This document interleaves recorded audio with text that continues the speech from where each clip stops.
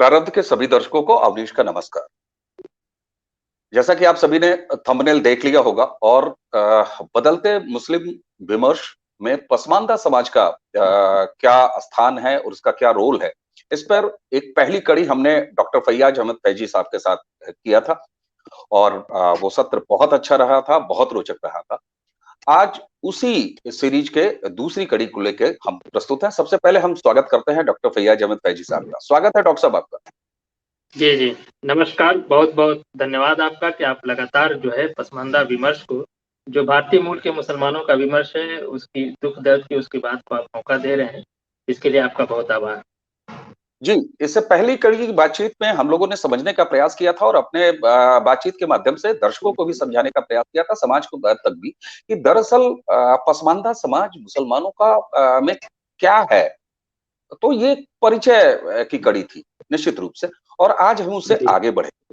आपने पिछली बातचीत में जहाँ पर हमने समाप्त किया था कि दरअसल किस तरीके से भारतीय मुसलमानों, भारतीय मूल के मुसलमानों, जिनको कि पसमानदा समाज कहा जाता है, उन पर किस तरह के भेदभाव और किस तरह का इस्लामिक जो समाज है उसमें वर्गीकरण है। जबकि अब तक एक पाखंडी छाते में ढका जाता रहा है कि मुसलमान का मतलब सभी मुसलमान, जबकि ऐसा नहीं है। पिछली बातचीत आपके साथ जो हुई उससे ऐसा लगा। आज हम उसी कड़ी को आगे बढ़ाते हैं डॉक्टर साहब, और एक जी। ताजा-ताजा जो मामला है, तो क्यों ना उस पे भी उसका भी ज़िक्र कर लिया जाए। वो है हिजाब विवाद, जो कि कर्नाटका से एक जो स्कूल्स में ड्रेस कोड के तौर पे जब उसको लागू कराने का प्रयास किया गया और हिजाब की इजाज़त नहीं दी गई, तो एक विद्रोह वहाँ शुरू हुआ। शुरू में लगा कि ये एक स्वतःस्फूर्त विद्रोह है, लेकिन बाद में जैसे-जैसे घटनाक्रम आगे बढ़ता गया, तो ये साफ हुआ कि कहीं न कहीं ये एक प्रायोजित विरोध था। पहले तो ये स्वतःस्फूर्त था या प्रायोजित था, इस पर अगर आपकी कुछ शुरुआती टिप्पणी हो, तो उसके बाद फिर हम हिजाब के जो मज़हबी मतलब है और मज़हबी महत्व है, उस पर बात करेंगे। जी।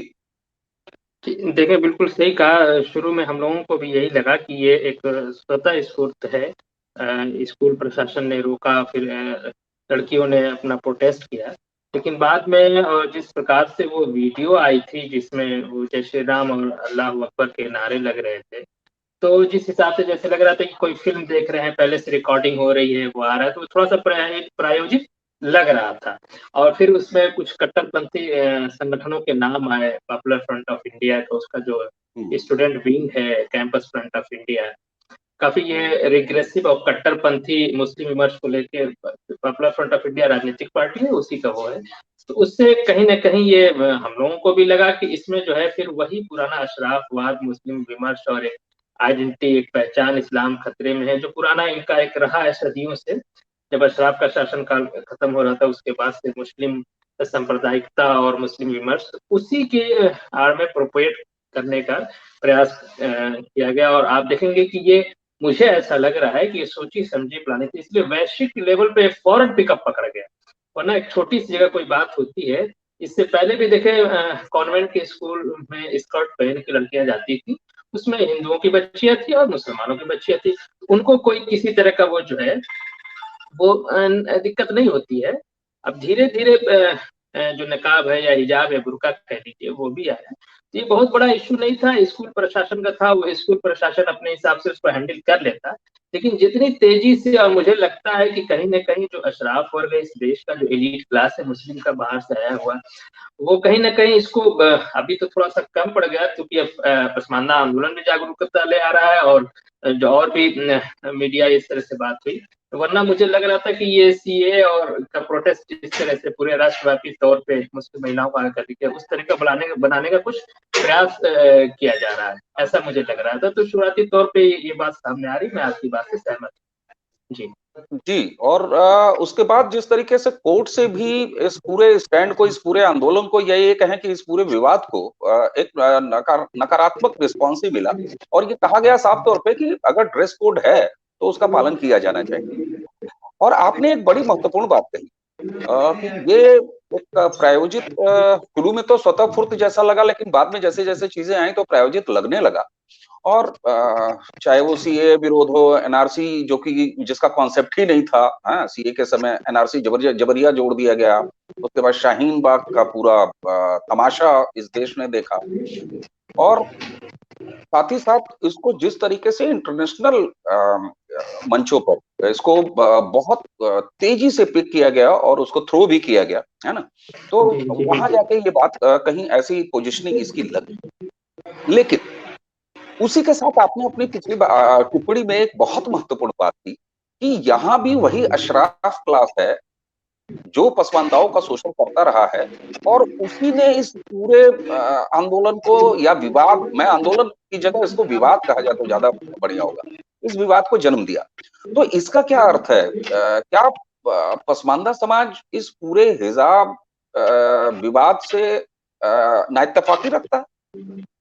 जी देखिए, पूरे समाज को तो नहीं कहा जा सकता, क्योंकि देखिए जो अशराफीकरण हुआ भारतीय मूल के देशज मुसलमानों का तबलीगी जमात द्वारा, जमात इस्लामी द्वारा, ये देखिए सारा किस्सा कहानी जब इनका शासन जो अशराफ का, वो मुस्लिम शासन में नहीं कहता हूँ, क्योंकि भारतीय मूल के मैं भी मुसलमान हूँ, हमारे बाप दादा ने हुकूमत कभी नहीं किया।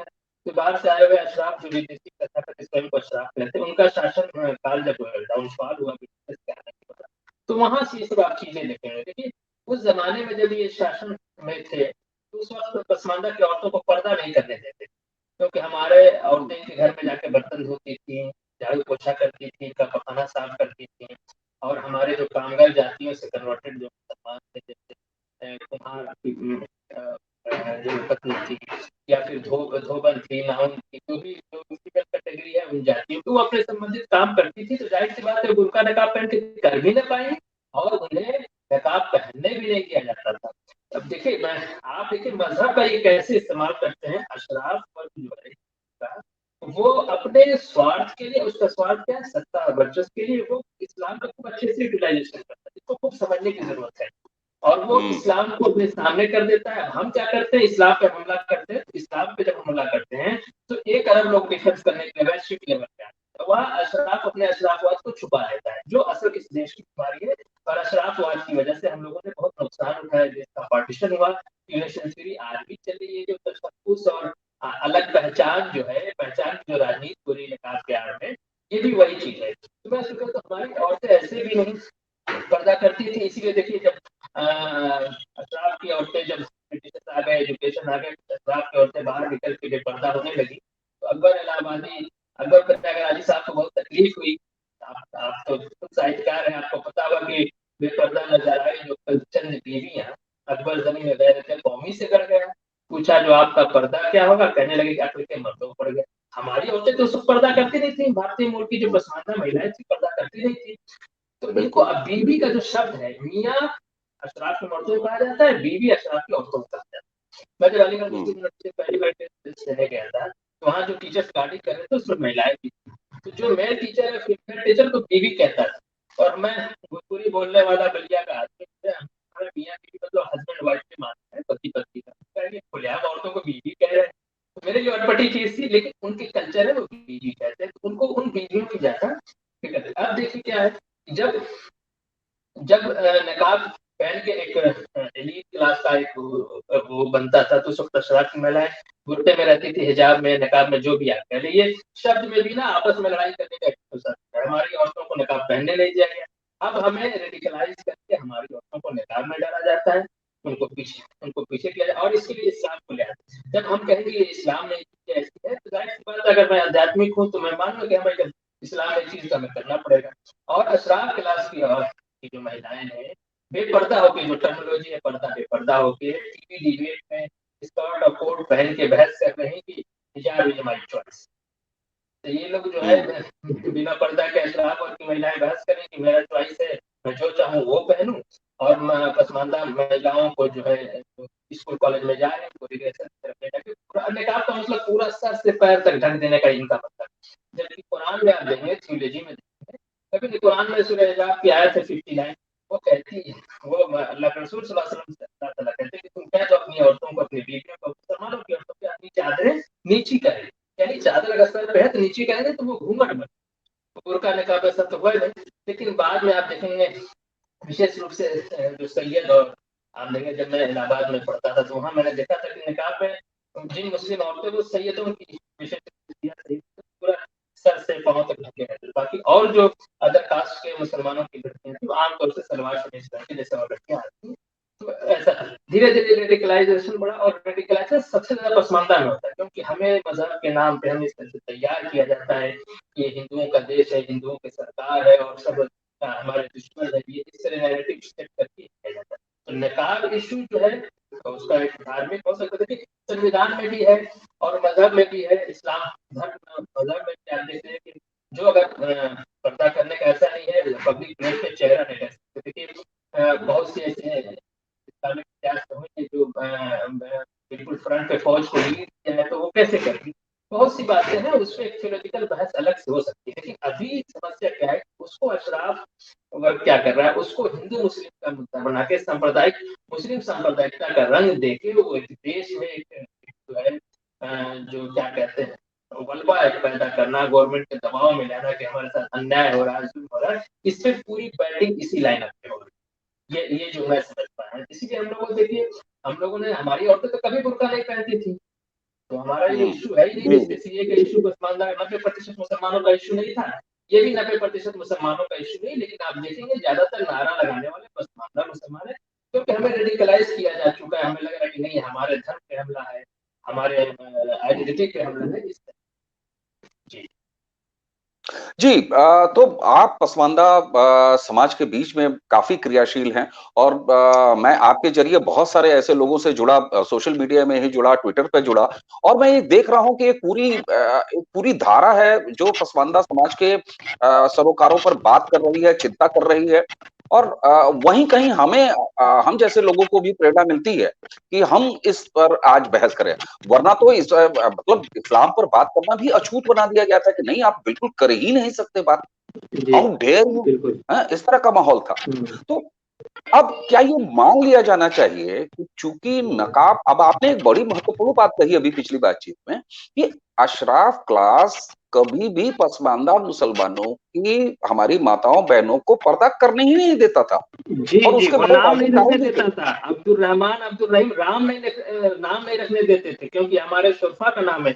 ये मैं आपको मैंने इस किताब में इसका जिक्र है, हिंदुस्तान में जात पात और मुसलमान, हजरत मौलाना प्रोफेसर मसूद आलम फलाई ने किताब लिखा है।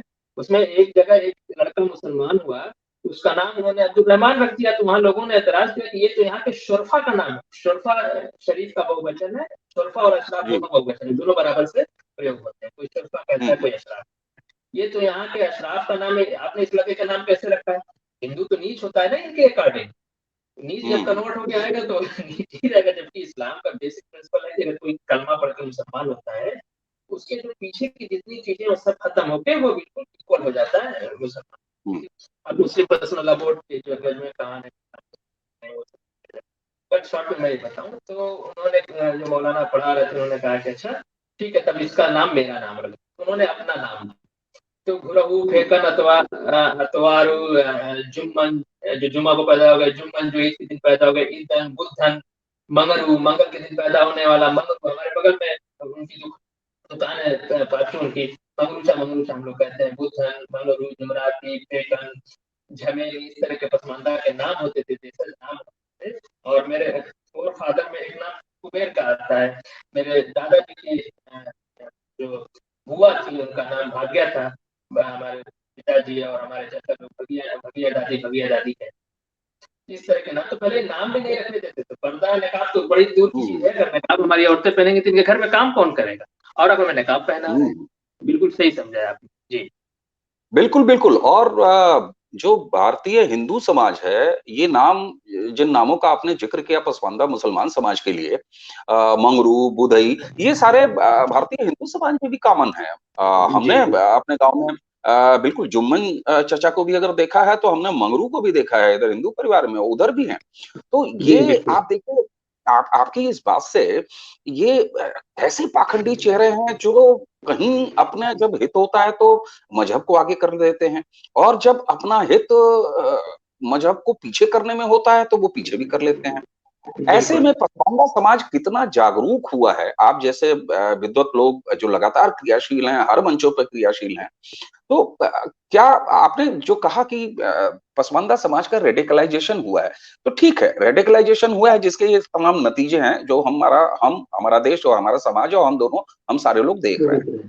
जी। लेकिन उसी पसमानदा समाज में आप क्या समझते हैं कि क्या अब इस तरह की भी सोच, इस तरह की समझ भी बढ़ी है कि दरअसल हम चीट हो रहे हैं, हमें इस्तेमाल किया जा रहा है अशराफ क्लास द्वारा, या सो कॉल्ड आपने पिछली बार मना किया था मनवादी मुसलमान मत कहिए, मैं उस शब्द को नहीं कहूंगा, लेकिन जी, जी। जो उसमें विदेशी मुसलमान हैं, चलिए मैं उनको अशराफ क्लास को विदेशी मुसलमान तो कह सकता हूँ ना, आपकी इजाजत। हाँ, बिल्कुल, वो खुद कहते हैं, हमें आपको कहने की ज़रूरत वो खुद नहीं। वो कहते अगर हैं आप किसी बिल्कुल। अशराफ वर्ग के मुसलमान से बात करेंगे, तो 10 लाइन बात करने के बाद 11वीं लाइन जब वो आपसे कहेगा, तो तुरंत अपनी विदेशी नस्ल बताएगा कि मैं फलाने की नस्ल में हूँ, मैं फलानी जगह से हूँ।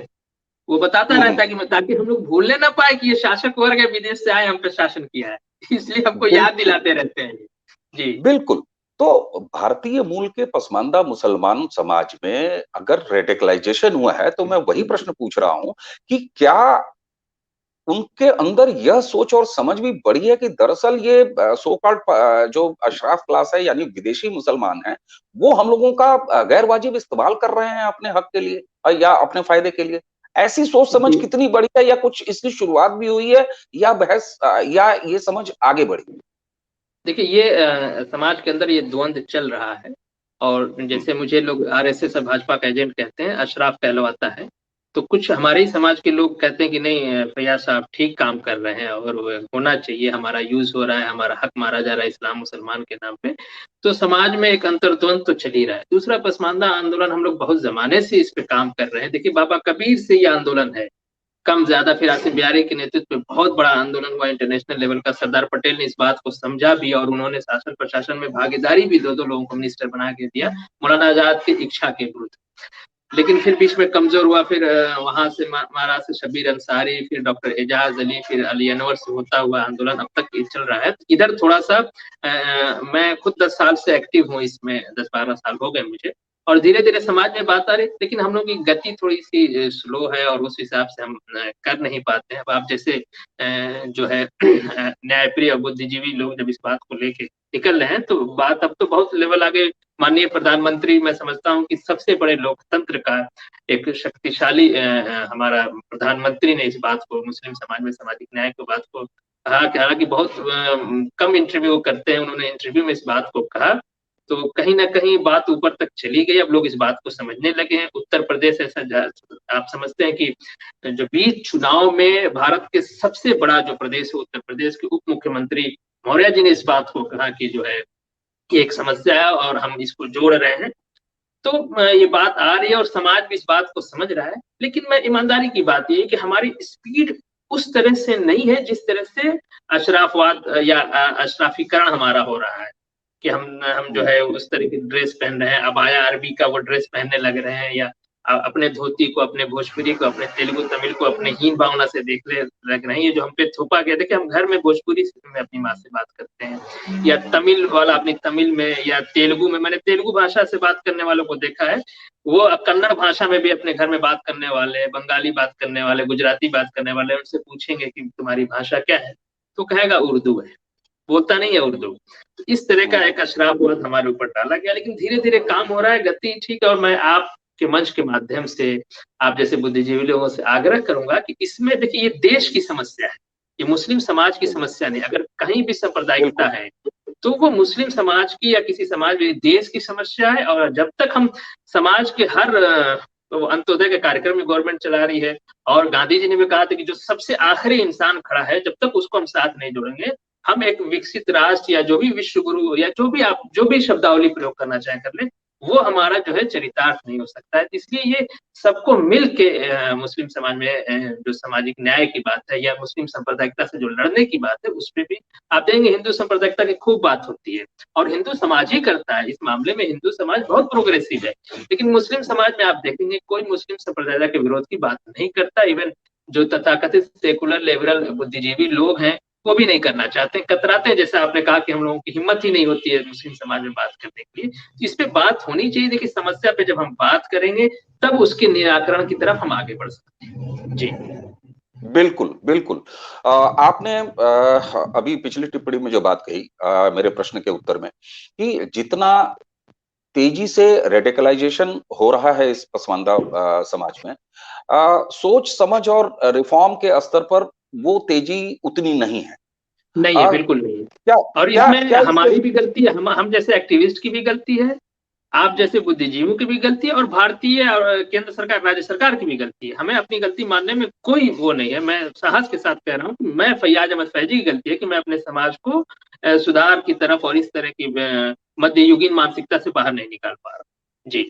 बिल्कुल, मैं बिल्कुल। इसकी और जिम्मेदारी लेता हूँ। मुझे लगता है कि बहुत ऐसे कम अवसर होते हैं जब गलतियाँ करने वालों में अपना नाम शुमार होने में सुख का और संतोष का भाव आता हो। तो आपने गलती में मुझे भी शामिल किया, और निश्चित रूप से जी। ये मेरे लिए एक उपलब्धि है कि उस समाज जो हमारा भारतीय समाज है, और मैं हमेशा अपनी बातचीत में चाहे वो औपचारिक हो, चाहे अनौपचारिक हो, ये कहता रहा हूँ, जो भी मुझे हार्डकोर लोग मिलते हैं जो किसी समाज या किसी धर्म या मजहब के बारे में शुरुआत से ही नकारात्मक बोलते हैं, तो मैं एक बड़ी सहज सी लाइन कहता हूँ कि साहब, आप 20, 25, 30 करोड़ लोगों को प्रशांत या हिंद महासागर में नहीं फेंक सकते, जी, बिल्कुल। बिल्कुल नहीं फेंक सकते। और ऐसा करके आप देश को कहीं नहीं ले जाएंगे सिवाय बर्बादी के अलावा।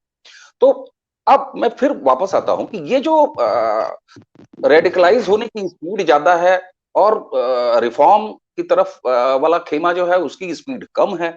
जो गलतियां हैं जिसमें हम भी शामिल हैं, आप भी शामिल हैं, आपने बहुत अच्छी बात बिल्कुल। कही। इसके पीछे, ठीक है, हम एक्टिव देर से हुए, हम हमारे प्रयासों में कमी है, आप जैसे लोगों के साथ, हम जैसे लोगों के साथ सम्मिलित प्रयासों की कमी हो, वो सब ठीक है।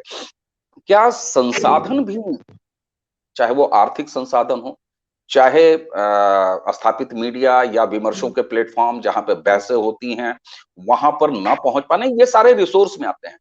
तो आप जी, क्या बिल्कुल। मानते हैं कि रिसोर्स की कमी पसमानदा समाज को है? हर तरह के रिसोर्स की। रिसोर्स का मतलब केवल पैसा ही नहीं होता, तमाम होते हैं, कॉन्टेक्ट्स होते हैं। आपको स्क्रीन पे जगह मिलनी चाहिए, जी, आपको मंचों पे जगह मिलनी चाहिए। तो क्या आपको लगता है ऐसा कि रिसोर्स की कमी है?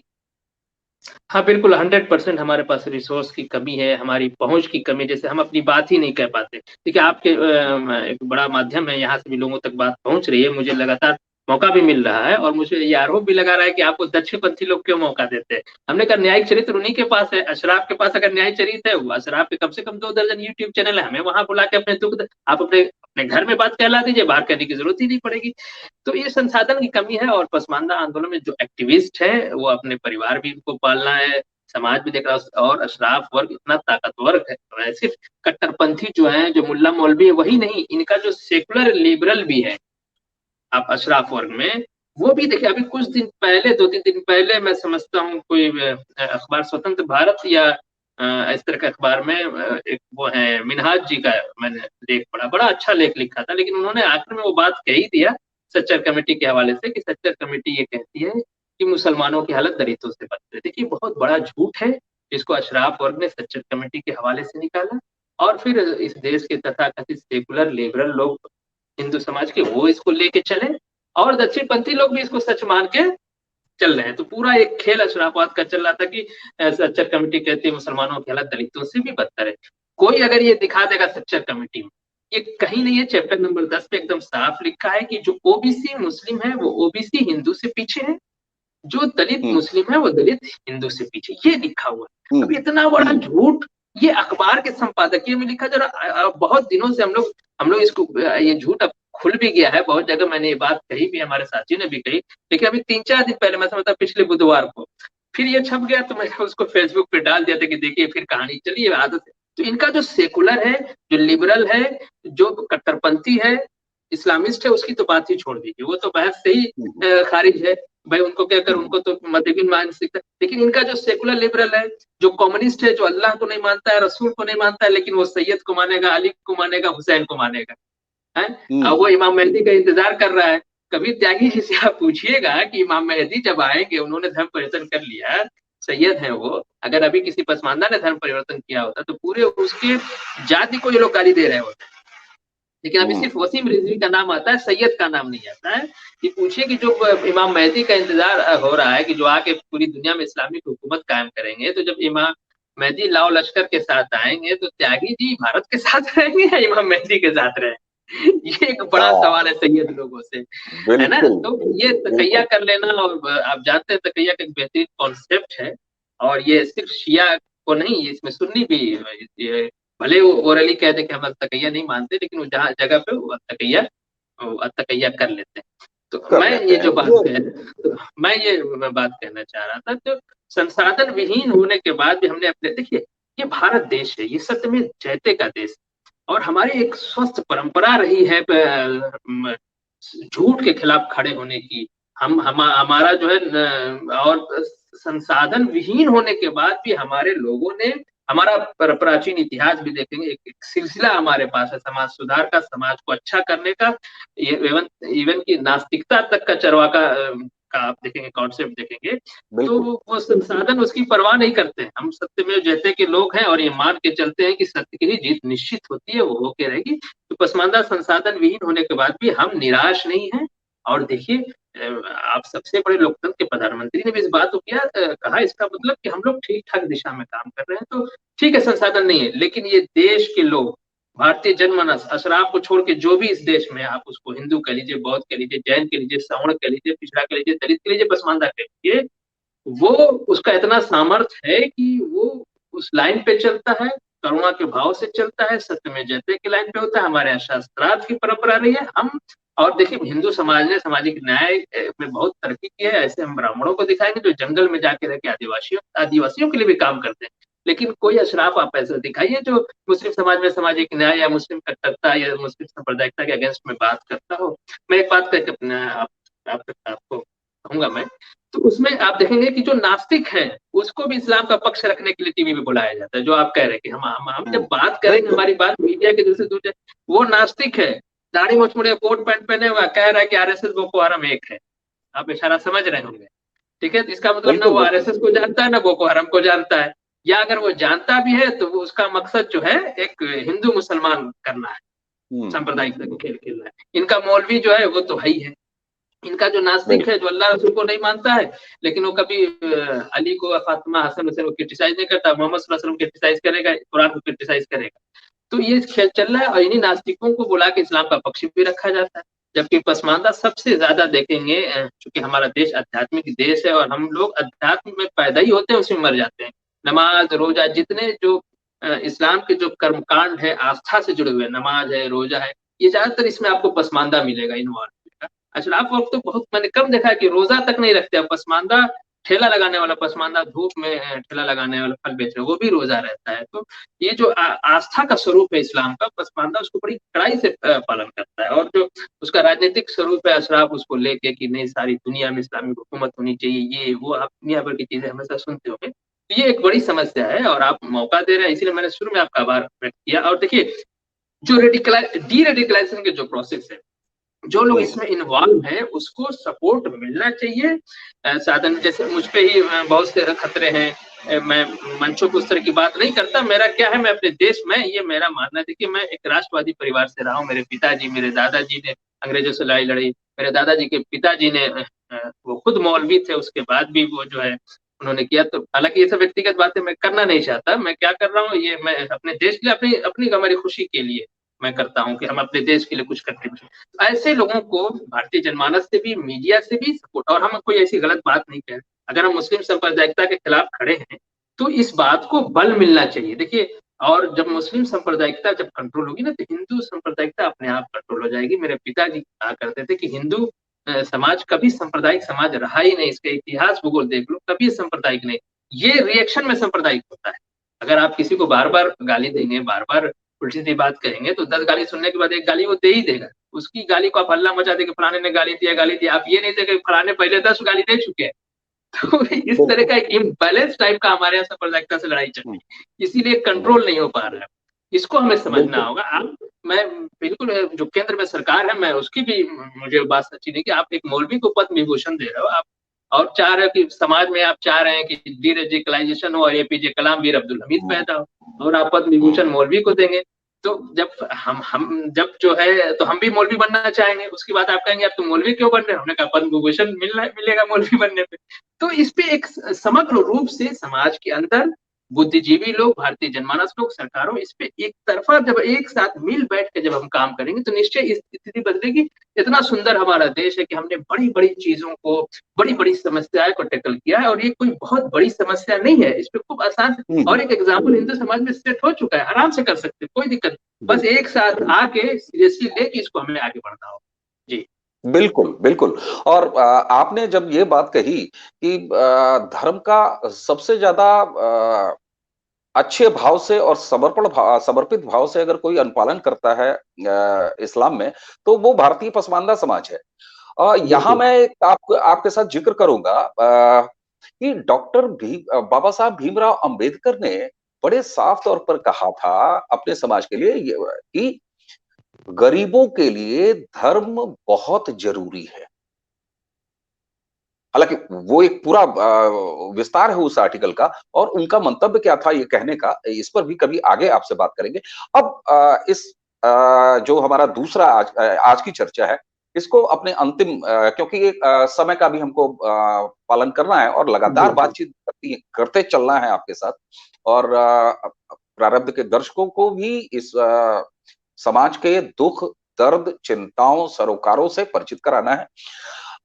जब हमने संसाधनों की बात आपसे कही तो अंतिम बात में एक चीज पूछूंगा जो कि बिल्कुल पूछा जाना चाहिए कि राजनीति और राजनैतिक स्तर पर पसमानदा समाज को पॉलिटिकल रिप्रेजेंटेशन की क्या स्थिति है, पहले क्या रही है, आज का वर्तमान क्या है राजनैतिक नेतृत्व पर, और आगे भविष्य कैसे आप देखते हैं?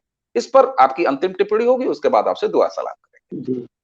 काफी महत्वपूर्ण सवाल है, और मैं समझता हूँ कि इसके लिए एक अलग से एपिसोड होना चाहिए, और मैं आग्रह करूंगा कि इस पे एक बार बात करें। मैं शॉर्ट में इसका आंसर देता हूँ। देखिए, बिल्कुल होता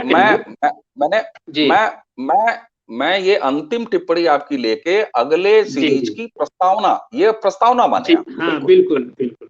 अब आपको क्या समझाना, आप तो साहित्यकार हैं, आपको पता है कहाँ से बात उठानी है और कहाँ पे खत्म करना है। देखिए, मुस्लिम बड़ी विडंबना इस देश के अंदर कि मुस्लिम जो भी मैं सामाजिक न्याय की पार्टियों से कहता था कि दर्शकों को बात समझ में। देखिए, जो सामाजिक न्याय की नाम से जो तथाकथित पार्टियां हैं, वो भी हिंदू समाज में कहती है मैंने इतने पिछड़े को टिकट दिया, इतने अति पिछड़े को दिया, इतने दलित को दिया, दलित में इसी जाति को दिया, पिछड़ों में इसी जाति को दिया, फला फला अमुक अमुक जातियों को दिया, और इधर जब आते हैं तो कहते हैं मुसलमानों को इतना टिकट दिया। तो ये मुस्लिम नाम पे टिकट देते हैं। जब मुस्लिम नाम पे टिकट देते हैं तो जो पहले से शासक वर्गीय अशराफ, विदेशी अशराफ वर्ग है, उसी को ही टिकट मिलता है। यदा कदा किसी पसमानदा को मिल गया, वो इतना सक्षम है कि अशराफ के इक्विवेलेंट हो जा रहा है, तो उसको मिल जा रहा है, लेकिन ये अपने मुंह से कभी नहीं कहते हैं। तो इनको एक तरफ तो हिंदू समाज में सामाजिक न्याय भी चाहिए और सांप्रदायिकता का विरोध भी चाहिए, लेकिन मुस्लिम समाज पे सांप्रदायिक समाज मान के एक सांप्रदायिकता का लेवल लगा के आप मुस्लिम नाम पे टिकट देते हो। इनको मुस्लिम समाज में सामाजिक न्याय को एड्रेस नहीं करना है, मुस्लिम जो सांप्रदायिकता है उसको एड्रेस नहीं करना है। तो ये बड़ा इम्बैलेंस टाइप का चल रहा है इस देश के अंदर खूब आराम से, कि कोई इसको टोकता नहीं, भाई ऐसा क्यों कर रहे हैं। भाई जो मुस्लिम समाज में जो स्ट्रेटिफिकेशन है, नट है, धोबी है, कलंदर है, मेहतर है, महावत है, जो देसी मुसलमान है, विदेशी मुसलमान का जो फर्क है, उसमें आप सामाजिक न्याय की बात क्यों नहीं करते, मुस्लिम सांप्रदायिकता के खिलाफ आप क्यों नहीं बोलते हैं। इससे आप देखें जो कट शॉर्ट में, इस पे हम फिर कभी बात करेंगे, तो वो एड्रेस नहीं करते। और मुस्लिम नाम और मुस्लिम विमर्श जो अशराफ चाहता है, वही सामाजिक न्याय की पार्टियां भी, तथाकथित सेकुलर लिबरल पार्टियां भी वही अशराफ के लाइन पे ही चलती हैं कि भाईजान को शेरवानी पहने हुए, टोपी लगाए हुए, अच्छी उर्दू बोलने वाले को ही मुसलमान कहा जाता है, भोजपुरी बोलने वाले, धोती पहनने वाले, होली खेलने वाले को मुसलमान नहीं माना जाता है। तो ये एक समस्या है, इस पे हम लोग काम कर रहे हैं।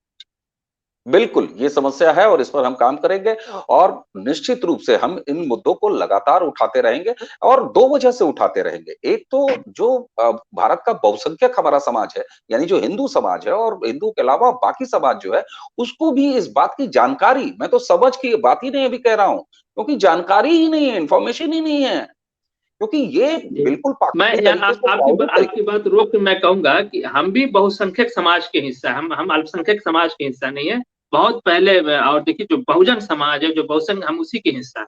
आप अपनी बात आपने तीसरे सीरीज की भी प्रस्तावना दे दी। निश्चित रूप से हम तो बात करते रहेंगे, हम बात करते रहेंगे। और आज आपने हमारे लिए इतना समय दिया, प्रारब्ध के दर्शकों के लिए समय दिया, और निश्चित रूप से आपसे बात करना ऐसा लगता है कि मैं कब रुकूं, मन ही नहीं करता रुकने के लिए। तो इस श्रृंखला को आगे बढ़ाते रहेंगे। डॉक्टर साहब, डॉक्टर फैयाज साहब, आपका बहुत बहुत धन्यवाद हमें समय देने के लिए। बहुत बहुत आपका भी नमस्कार। प्रारब्ध के दर्शकों को भी नमस्कार करने से पहले आप सभी से आग्रह है कि यदि हमारे वीडियो आपको पसंद आ रहे हो तो वीडियोस को लाइक कीजिए और चैनल को सब्सक्राइब जरूर कीजिए, ताकि आगे ऐसे ही आपको गंभीर, धीर और अलग अलग एंगलों पर, अलग अलग विषय पर बातचीत सुनने को मिले। एक बार फिर आपका धन्यवाद डॉक्टर साहब, नमस्कार। नमस्कार।